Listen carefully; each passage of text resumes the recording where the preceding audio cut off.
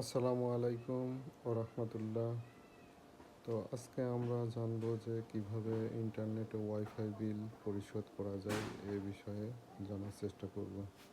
তো চলুন স্ক্রিনে চলে যাওয়া যাক। প্রথমে বিকাশ অ্যাপটি লগ ইন করে নিতে হবে।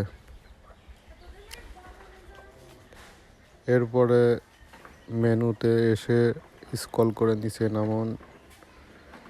এখানে যে 4 নম্বরে ওই যে দেখতে পাচ্ছেন ইন্টারনেট, ওখানে চাপ দিবেন। এখানে আপনার কোম্পানি সমূহ সব দেখা যাবে।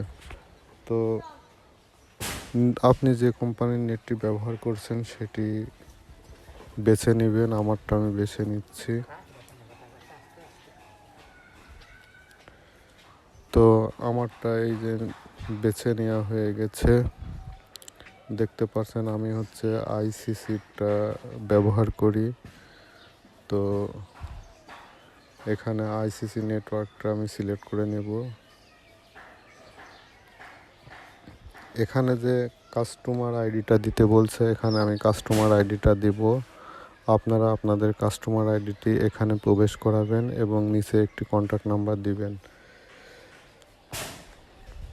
দেওয়ার সাথে সাথে আপনার নামের সাথে মিল আছে কিনা সেটা দেখা যাবে। তারপরে আপনি টাকার অঙ্কটা এখানে বসিয়ে দিলাম 500।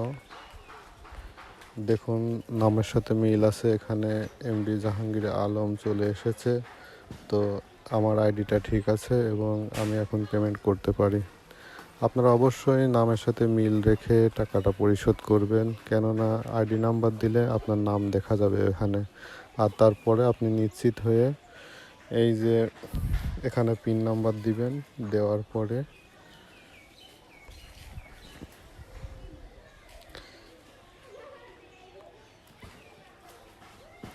এই পে বিল করতে ট্যাপ করে ধরে রাখুন। নিচে লাল দাগের মধ্যে চাপ দিয়ে ধরে রাখবেন। কিছুক্ষণের মধ্যে আপনার ট্রানজাকশন আইডিতে পেয়ে যাবেন।